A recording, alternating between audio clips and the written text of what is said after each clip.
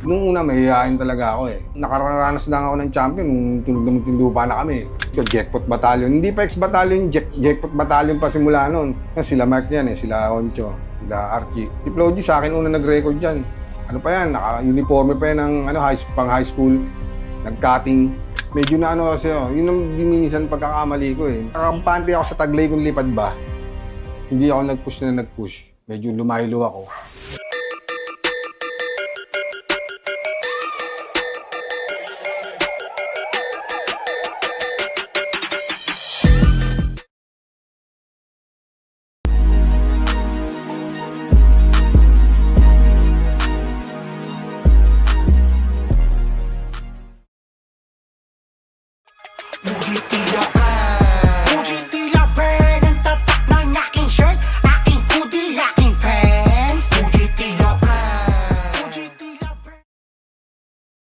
Kung wala kang dati, tapos ang pati mo sobra, ito dapat gawin bago ka pa magangas. Bumili ka muna, men. Huwag mo malagang pumorma.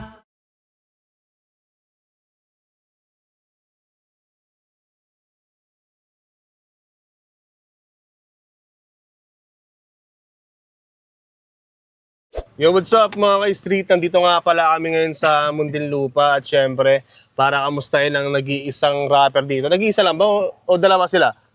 Dalawa yan, syempre. Actually, marami yan eh. Marami. Sige, tara.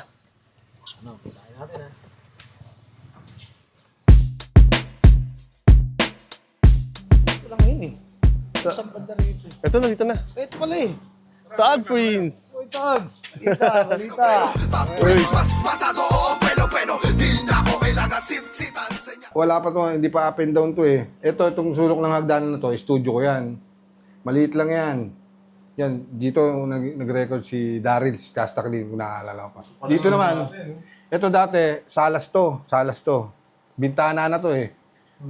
Diyan, mismo dito, si Archie, dito nagre-record dyan. Nung unang tayo ng studio ko, dyan pa yung studio sa Ilang taon na kayo dito? Tagal na. Yan ba? 10 taon pa lang ako, dito na kami napalipat eh. Ito na talaga, no? Tagal na. Sa Muntinlupa na talaga.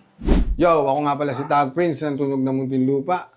At ito ang kwento ko. Ganap na animal, halika, makinig sa ratsadang wala ng preno-preno. Tag Prince, mas masado. Sino ba si Tag Prince dito sa lugar niya nung bago siya mag-rap? Ano lang, tambay lang. Tambay. Wala kaibigan, maraming tropa, sabay sa magulang. Paano mo naisip yung Tag Prince na AKA mo? Wala, ano lang, sa Buong Tags lang. Kasi idol ko Buong Tags, lahat naman tayo halos eh. Idol natin Buong Tags eh. Tunog ng Muntinlupa, paano nabuo yun? Kami yung mga mga bata, kami, grupo namin nung Batang Pasaway eh. Sumali kami ng Pioneers. Tapos, nung medyo nagkaanuhan na rin, gumalas na kami doon. Hanggang nakilala namin si Brando, may studio na si Brando nun. Sabi ni Brando, dito na kayo sa akin. Yun. Tapos nagkainuman, kwentuhan, gawa tayo ng grupo para Tunog ng Muntinlupa. Yun. Utol ko nakaisip ng yun eh, grupo na yun eh. Tunog ng Muntinlupa. Pangalan. Ibig sabihin ko is wala pa siyang pangalan nun. Wala pang, Tunog ng Muntinlupa. wala pa. MCT Production pa lang. Si Brando. Brando ng XB. Brando ng XB.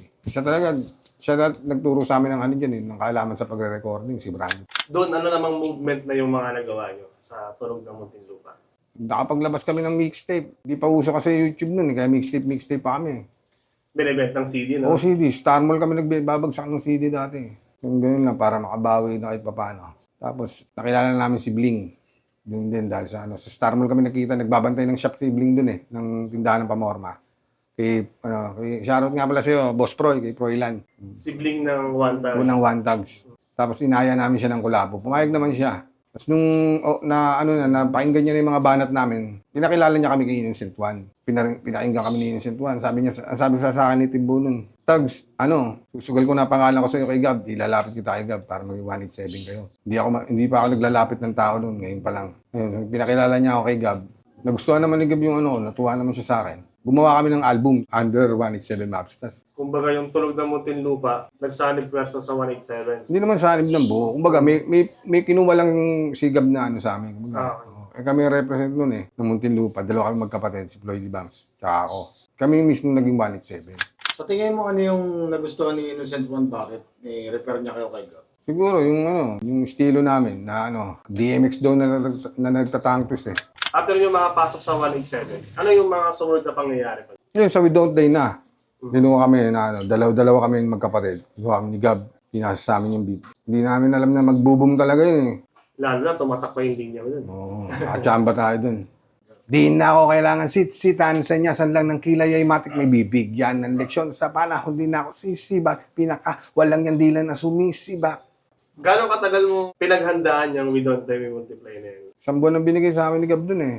Napalugid na kailangan makapagpasa kami. Pinagpuyatan ko talaga yun. Tsaka araw-araw akong nag-ano dun. Na kailangan mapabilib ko si Gab. Kasi mahirap pabanin yun eh. Mahirap paanin yun. Kailangan makuha mo siya talaga eh. Kasi pag hindi mo siya na pabilib, hindi ka talaga nun. Tatanggalin ka sa truck nun. Ganun yun. Walang samaan ng loob. Kasi gusto niya yung truck na yun, gusto niya maging solid. Eh siyempre, naman ang kasama namin, mga idol namin, sila Abadon. Hindi na mga nagano sa amin influensya mag-tangtis sila Abadon, Vincent Juan. Pinapakinggan namin yan mula Massacre pa lang, naririnig na namin mga tira-tira pa lang ng 187 sa mga kalaban. Oo, bumibili na ako sa bangketa ng mga CD niyan. CMT, Yakiyal. Ano yung mga naging experience mo sa rap contest? Lagi akong talo sa rap contest, hindi kasi ako maano sa live eh. Nung una, mahihayin talaga ako eh. Nakararanas lang ako ng champion nung tunog na muntinlupa na kami. Pero dati nung nakikipaglaban pala kami mga kapatid, lagi na kaming third gano'n, di pa kami nag-champion. Nung nagtunog na muntinlupa, yun, dumadayo na kami kahit saan. Huwag lang namin makakalaban si Crisis. Shoutout sa'yo, Crisis. Yan, supot kami dyan pag nagkataon. Magyan ng kalaban, ako po, tayo na. Aawitan lang kami ng yun, mga love song yan. Sino yung mga original na member ng Muntinlupa? Yan, sila Jackpot. Jackpot ngayon, XB yan, Jackpot. Jackmo, MC Ren. Yan. Brand O, Floyd Banks, McCoy, John Juan. Marami pang iba, marami pa. Hindi ko na maalala yun. Yung panahon nang wala pa social media, ano yung kwento mo? Hindi naman totally wala pang social media. May social media na kaso madalang pag gumagamit ng YouTube eh. Di pa madalang. Tsaka hindi namin inaral yung YouTube eh.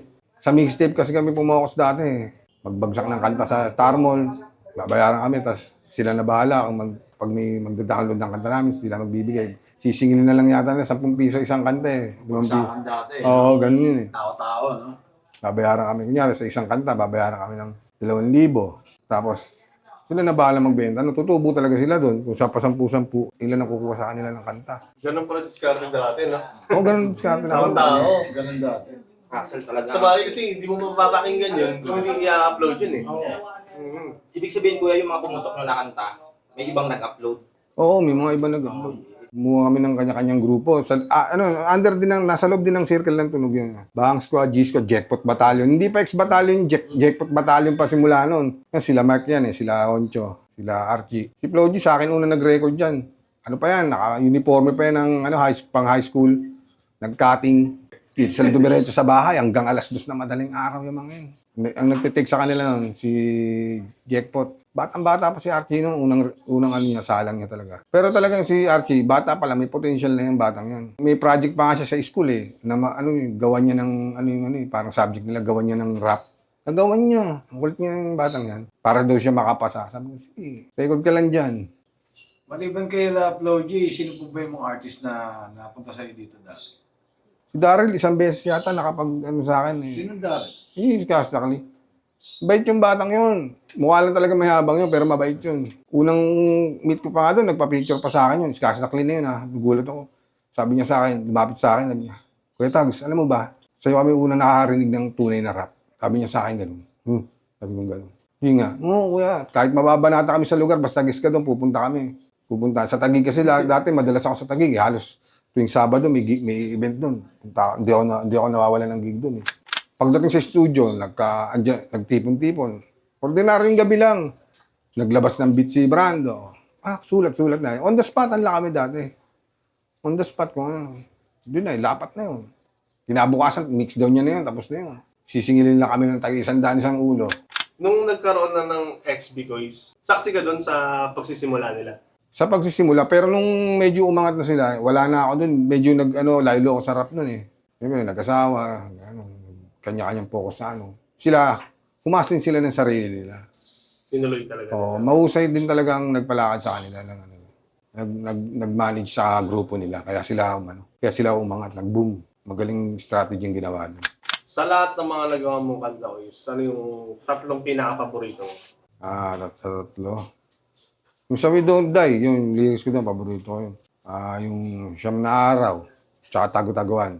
Marami akong nagawang kanta na ano may mga motivational. Yung Prinsipe, Kuis, maganda rin yun.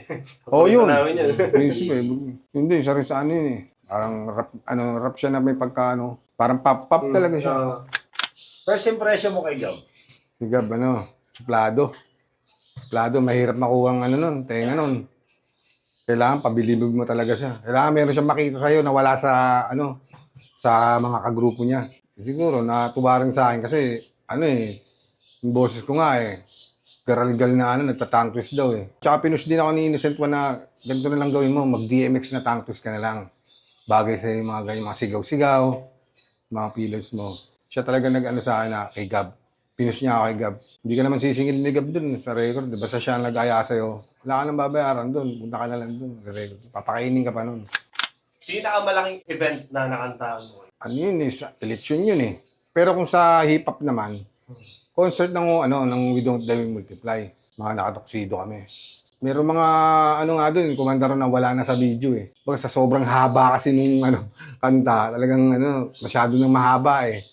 Kaya yung iba hindi na yung mga hindi masyado nagpaparamdam, hindi na nagawang i-shoot yung Pero doon sa CD ng album na yun, nandun sila. Ibig sabihin talaga may mga papalado, mga hindi lang nasama sa Oo, music sa video. Kung tutuusin, mas mahaba pa talaga dun. Mas mahaba pa yun. Kung yung sa original, sa CD mo lang siya papakinggan. May mga doon na hindi na-shoot, nagawa ng video. After ng We Don't Die, We Multiply, ano na yung naging movement mo nun, Vince? Mga lang, events, mga nakuha ng guessing. Kasi doon nga tayo pumunta sa We Don't Die, yung lagi nare-request na kantahin ko eh. Hindi ko naman kayang buo lahat yun. Yung baga part ko lang kakantahin ko ron. Anong pakiramdam mo nung Kuis nung sumikat yung kanta na yan? Dahil siyempre lagi kang babatiin nun. Siyempre, proud din. Lalo, pagkasama ko yung anak ko, panganay. Nag-rap na rin yun, si King. Proud siya. Ano siyang ngiting-ngiti yun. Pag may bumabati sa akin, hindi niya kilala. Hindi, kilala mo yun. Hindi ko kilala yun. Ikaw na bumati. Kasi mga tatay ng kaklase niya, tuwan-tuwa yun pagkakilala. Daddy ko yan. Kuya, balik tayo sa 187. Nakasama rin kayo sa mga album ng 187, mga Soulful Melodies. Oh, Soulful Melodies. Mga anong kanta ang mga nakapasok sa G-Squad ng pinasok ko, in-entry ko noon, yung kantang Prinsipe. Hindi ko lang alam kung maalala ko anong volume yun eh. Tsaka sa Christmas album din yung Ghetto Christmas. Mayroon din, 2 entry naman binigay sa amin doon, 2 slot naman. Hindi na kasi panahon ng massacre noon eh, wala na kami Hindi namin naranasan yung Pero gusto namin maranasan dati yun, kaso nga lang wala nang kalaban ng 187 noon eh. Kumbaga, hindi na pang ganun ng era nun. Tapos na sila sa ganun eh. Tsaka lagi sila pinapakinggan kasi pagka hindi ka pwedeng maiiwanan ka sa kanila. Mahusay yung mga may kanya-kanyang estilo eh.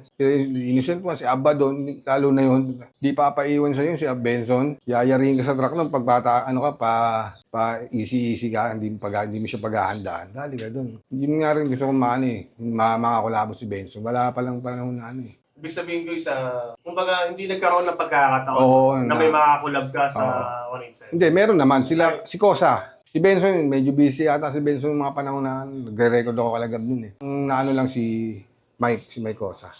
Armageddon, guys. Armageddon naman dito na ginawa sa amin yun. Armageddon. Pumunta na sila Bling dito. One times. Sila Bling dito sa amin, tumitira yun ng buwan. Halos buwan tumitira sa akin yun. Gawa na kami dami namin kantang di nalabas, nakatenga lang. Pero nandiyan pa rin naman yung mga session eh. Kaso nga lang syempre, sa panahon, hindi na siya pasok.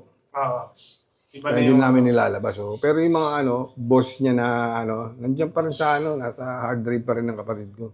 Sa grupong 187 Mobsters, sino yung pinaka naging close mo dun? Number 1, syempre, Innocent One, tsaka Bling. Dalawa yan. Dalawa sa mga pinakamakukulit yung mga kasama yung dalawa yan. Ang kulit niyang dalawa pag nag-aawa yan. Kawawa si Bling dyan. Hindi makarebat. Kasi hindi papagulang yung city mo. Lagi may dahilan yun. Sabi niya, yun to, ako paano mo, mas matanda ako sa'yo. The reasonable one. Pero na-experience sa kanilang dalawa, nag-aaway, kala ko magsusuntukan na sila. Ito kasi si Bling may girlfriend. Ngayon yung girlfriend ni Bling may kapatid, maganda rin. Kaso mas bata. Niligawan ngayon ni Innocent One. Nalaman nung tatay, galit na galit ngayon kay Bling. Sabi nung tatay, niligawan yung kagrupo mo idol ko nga siya, halos kasing edad ko na siya. Sabi nung tatay ngayon, sabi, huwag mo naman kasing yun, pati ako nadadami ako sa'yo. Yun, dahil doon. Yun, sabi, awat-awat ko sila, pre, huwag na kayo mag-away. Sabi, hindi kami mag-away yan. Ano lang kami yun. Nakasar lang kasi ako dito kay, Tiboy. Di pati diskarte ko na, South area yan. Sino pa yung mga artist na nakasama nyo rito and nagkaroon kayo ng mga projects dito sa South? Muntinlupas Finest. Yun, Finest. Dati namin kalaban na group. Karoon din kami ng mga project doon. Collab. Yun. Medyo okay na kami. Collab na lang. Pati kahit sila naman, gusto nila rin mag-187 dati. Pinalad lang talaga kami. Tsaka, ang backer nila dati, si Paos. Yan, si Paos. Oh. Si J Skills. Oo, ang backer naman namin, si Innocent One. Si Innocent One, mas malakas kay Gab yun eh. Mahal na mahal ni Gab yun, si Innocent One eh. Kaya mas naano kami, napaboran kami. Pero kung sa husay at husay, mahusay din naman mga Muntinlupas Finest. Paano nabayan din? Isa lang din naman kami dating, Muntinlupas style naman kami lahat dati galing eh. Mga time na pumasok kami sa 187, si Brando nun, di ba siya yung CEO namin? Si Brando nun, kakasal na siya nun eh. Kumbaga, magpapamilya na siya. Iwas muna siya sa rap. Kumbaga, busy na siya sa niya, may trabaho na siya. Wala ilo muna siya sa hip-hop nun. May ginawa nga siyang kanta break na tayo. Parang break na tayo break na sila ng hip-hop o gano'n. Di ilo muna siya. Ang pinahahawak niya ng studio, ako, tsaka si Jackpot. Si Jackpot ang unang natuto niyan eh. Ako, pinagmasdan ko na si Jackpot nun sa Adobe Audition pa yung gamit namin. Jackpot talaga ang yan. Minaster niya muna yun bago ko nakuha na Paano naman kayo nagkakilala ni Jackpot? Yun ang una kong kagrupo si Jackpot eh. Batang Pasaway pa ang grupo namin nun eh. Pero bago pa ako magbatang Pasaway, yan sila Jackpot. Yan, lagi rin namin nakakalaban yan. Na sa Ramarap Contest, laging champion niya mga yun sila Jackpot. Mga bata pa kami nun eh. Siguro mga edad lang namin mga 17, 16. Hanggang ngayon, kasama ko pa rin si Jackpot. Solid pa rin. Oo, kumparing buko talaga yan. Talagang bago kami magtunog na Muntinlupa. Yung iba, wala na talagang interest sa rap. Wala na talaga. Kaming dalawa na lang buong tanging yan. Nagre-record kami kay Jouty. May nagtitinda ako sa palengke nun eh. Pupuntahan niya, pre. May ipon ka na ba? Record tayo kay Jouty. May nabuo na akong kanta. Kasi dati hindi pa ako hasama magsulat eh. Hindi ako tiwala sa sulat ko. Si Jackpot, ginag-ghostwrite niya ako. Masipag magsulat niya si Jackpot eh. Kahit isang buong all-star nga gumagawa yan eh. Siya sumusulat lahat eh. Nabiyahe siyang tricycle. Habang nabiyahe ng tricycle, may listahan yun. Kala mo nagpapataya ng wedding. May yun. Sulat yun. Lagay na naman sa ibabaw ng tricycle niya. Biyahe na naman siya. Ganun niya. Habang nagbabiyayan, gumagano ngayon. Kahit walang sinasabi, nagpa-practice daw siya mag-tangtis. Sabi ko, anong tangtis? Basta mag-rap na mabilis para sa twista yun. Siya na gano'n sa akin nun. Nagigayat sa akin mag-tangtis. Kailan ka naman nagkaroon ng sariling sulat mo na? Nung panahon ng Finest kami, no, Muntinlupas Finest, doon na medyo tiwala na ako sa sulat ko. Kasi pag nagsulat ako dati, Taglish eh. Hindi pa ganito yung boss ko, hindi pa yung husky na Taglish pa ang banatan ko nun. Tsaka Nelly talaga idol ko eh, si Nelly eh. Ganun ang mga banatan ko, parang Nelly. Pati forma Nelly. Mga achievements mo sa ito? Pinaano ko achievement. Yun na, yung sa Widon, day talaga. Medyo na kasi yun ang minsan pagkakamali ko eh. Nakampante ako sa Taglay kung lipad ba. Hindi ako nag-push. Medyo lumaylo ako. Paputok na pala XB. Dati nagre-record din ako sa XB, kalamat eh. Yung mga kanta rin ako doon ginawa eh. Siyempre, nung pumutok na sila, siyempre, ayoko naman na biglang sumingin sa kanila. Diba? Diba? Pero proud ako sa mga narating nila. Kasi siyempre, alam naman nila din yun na halos magkakasama rin naman kami. Tsaka mas bata kasi sila sa akin eh. Kumbaga, yung tugtugan nila, magkaiba kami ng tugtugan. Kumbaga, hubog na yung tugtugan nila, galing nga sa amin, pero hubog na nila. Kumbaga, na-eksperimentohan na nila. Oo, iba ng XB. Ang XB talaga lahat ng mga nakuha nila eh. Magaling. Mahusay talaga. Honcho, Logi, galing sa amin yung mga yan eh. Siyempre, paano hindi ka magiging proud, di ba? Paano ka na napunta doon sa part na yan, sa Paglay? Binigyan ako ng sariling tindahan yun eh. Siyempre, pupukusan ko yun. Mga anak ko, nag-aaral na. Focus sa pamilya. Oo, bukas sa pamilya. Nag-aaway-aaway din kami ng misis ko pagka yung palabas-labas siya. Siyempre, alam mo naman mga babae, hindi mo naman ganun talaga yung mga yun eh. Anything na gusto mo i-promote? New songs, business? May paparating kaming all-star. Back to Basic, ang title niya. Lapit na, inimix na ng nakashoota na namin lahat yun. Tapos mayroon din kaming gagawin na project na sa dati namin kanta, i-remake namin. Kung magkakabalikan pa. Sana, bigyan ng pagkakataon sa Wish Bus, makanta rin namin. Pero wala na akong studio ngayon eh. Na rin kasi, syempre, family na eh. Hindi mo naman pwedeng pagsamahin sa loob ng bahay yun. Pero may studio utol ko, si Floyd dyan. sa kabilang bahay, hindi pa rin nawawala. Meron pa rin kami mga gamit para recording. Kaso nga lang, pan self-recording. Kumbaga, yung pagtuturo namin sa pag-rap, tapos na kami magturo. Dati, walang bayad, tuturuan namin, gagawa namin ng lyrics yan. Yung babayaran lang nila, recording, pero yung lyrics wala nang bayad. Pero hindi laging ganun Kumbaga, pag training mo lang yun. Masusunod, di ko na sumulat dun sa'yo. Kumbaga, binigyan ka na namin ng pattern. Paano gumawa. Payo mo or gusto mo sabihin sa mga bago based on your experience? Yung mga bago, huwag kayong makukontento sa kung ano lang yung kaya nyo ngayon, kung magaling na kayo ngayon. Huwag mong isipin na kayo ang pinakamagaling kasi marami pang lalabas na bago dyan. Lagi kayong maging humble. Lagi kayong maging tsaka respeto kayo sa mga nauna. Dahil kung di dahil sa mga yan, wala rin tayo. Pero hindi mo naman mapipis lahat yan magulo yan Kasi may mga pride din yung mga Pero sa akin, ampante lang ako. Pare-pares ko kayong mahal. Old school, new school. Pare-pares yan. Para sa akin Sa kanila, ewan ko sa kanila, nagbabangayan pa sila. Hindi naman sila pwedeng parang LeBron James at Michael Jordan mo. Hindi pwede, di ba? Kung sino GOAT, hindi pwede, di ba? Kasi magkaiba ng era Kasi kung era ng XB, parang era din ng Salbacota dati yan. Parang ganun din na magkaiba nga lang ng kasi may meron ng social media, hindi ka tulad dati. Bibili ka pa ng album. Mag-aabang ka ng kanta sa radyo. Ngayon, pumipera na to. Hindi, dati naman pumipera sa rap talaga Kaso nga lang, iba yung ngayon. Kasi ngayon, digital na Mas madali na ngayon. Hindi na kailangan ng recording company. Basta sa mga bago lang, mag-explore kayo na mag-explore. Huwag kayong para yung era ng hip-hop. Dire-diretso.